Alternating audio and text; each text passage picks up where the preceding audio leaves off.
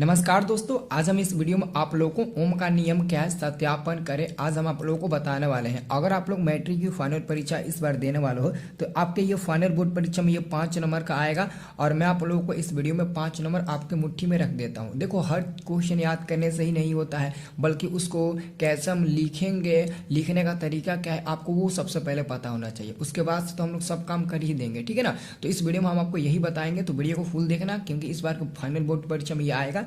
और क्वेश्चन देखो, क्वेश्चन ऐसा ही रहेगा, ओम का नियम क्या है सत्यापन करें। अगर लास्ट में कह दिया सत्यापन करें तो समझ लेना कि आपको फुल डिटेल में पूरा बढ़िया से आपको बनाना है। अगर इतना कहेगा केवल कि ओम का नियम क्या है, क्योंकि बोर्ड परीक्षा में दोनों आता है, फुल भी आता है और हाफ भी आता है, तो दोनों बता देंगे, आप आराम से लिख देना, ठीक है ना। तो पहले वीडियो को लाइक कर दीजिए, तो सभी लोग जल्दी से लाइक कर दीजिए, मैं आपको बहुत मेहनत से लिख कर बता रहा हूँ। और ऐसा ही लिखना, देखो सुंदर सुंदर राइटिंग में, ज़्यादा छोट छोट भी मत लिखना राइटिंग, और ज़्यादा बड़ बड़ भी मत लिखना, मीडियम में लिखना, ताकि पढ़ने में भी अच्छा दिखे और देखने में भी अच्छा लगे, ठीक है ना।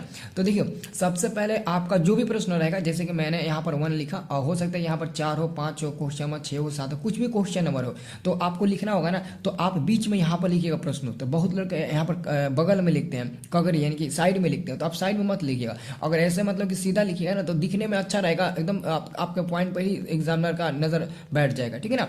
तो आप ऐसे लिखिएगा, प्रश्न उत्तर 1 लिखिएगा, यहाँ पर लिखिएगा प्रश्न उत्तर, ठीक है ना। और उसके बाद ना आप बगल में हाईलाइट कर दीजिएगा ओम का नियम, क्योंकि पहले हम ओम का नियम लिखेंगे फिर सत्यापन करेंगे।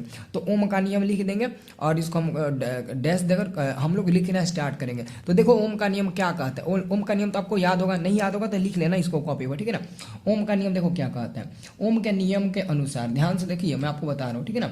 देखो, ओम के नियम के अनुसार अचर ताप पर, ध्यान से देना। अब देखो, ओम के नियम के अनुसार अचर ताप पर, मैंने यहीं से लिखना स्टार्ट कर दिया, ठीक है ना। मैंने इधर नहीं आया, इधर आप लोग एक लाइन छोड़ के लिखना, जैसे मैं लिखा हूँ ना वैसे ही लिखना, पूरा नंबर मिलेगा, ठीक है ना।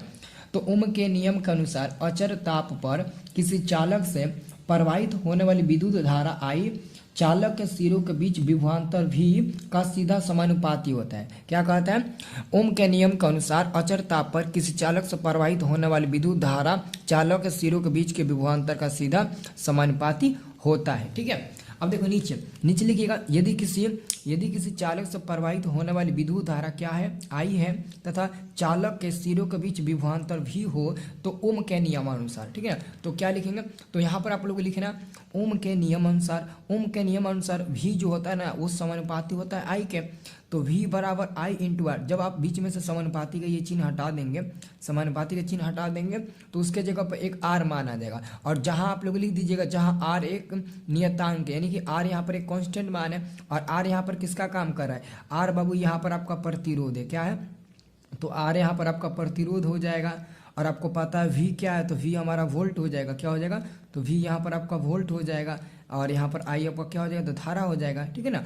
और आपका प्रतिरोध का सही मात्रक ओम हो जाएगा, वोल्ट का विभवांतर का वोल्ट हो जाएगा, ठीक है ना। और यहाँ पर धारा का आपका एम्पियर हो जाएगा। तो ये सब आप लोगों को जानना है, आप लिख भी सकते हो, और एक्चुअली में अगर छोड़ दोगे तो कोई दिक्कत नहीं है, ठीक है ना।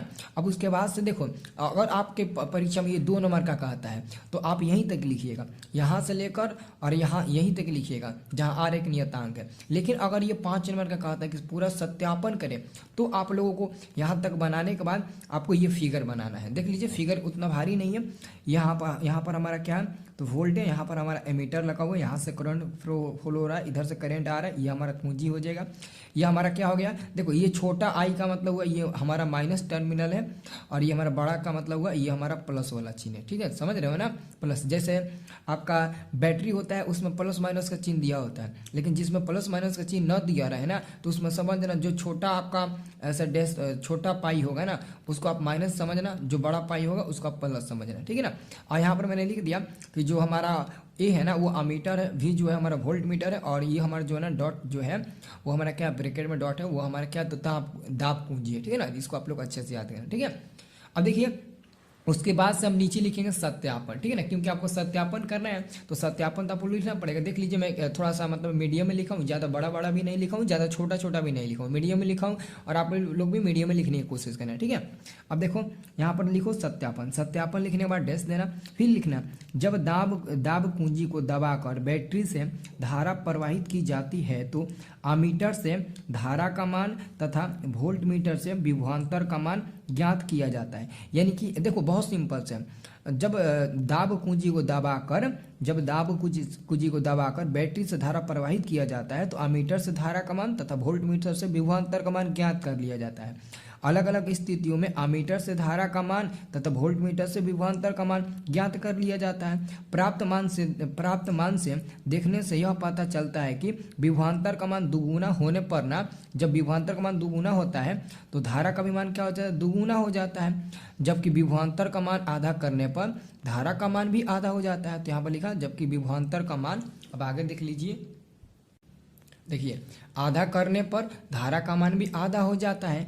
अब इससे पता चलता है कि चालक के सिरों के बीच विभवांतर तथा उस चालक से प्रवाहित होने वाली विद्युत धारा का सीधा समानुपाती होता है। ठीक है ना, ये हमारा पूरा सत्यापन हो गया। अब दोस्तों इसको ग्राफ के तहत देखकर इसको हमको सत्यापित कर देना है, ठीक है, साबित कर देना। तो ध्यान से देखिए, अब विभवांतर भी को x अक्ष पर रखते हैं, जबकि धारा I को y अक्ष पर रखकर एक ग्राफ खींचते हैं तो हमको देखने को मिलता है कि एक सरल रेखा के रूप में वह ग्राफ मिल रहा है जो ओम के नियम को साबित करता है। यह हमारा y अक्ष हो गया जो धारा हो गया, यह हमारा x अक्ष हो गया जो विभवांतर यानी कि वोल्ट हो गया।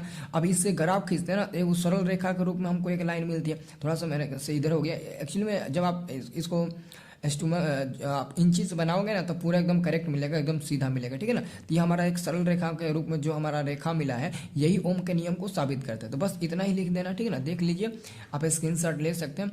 चलिए, बहुत बहुत धन्यवाद जी।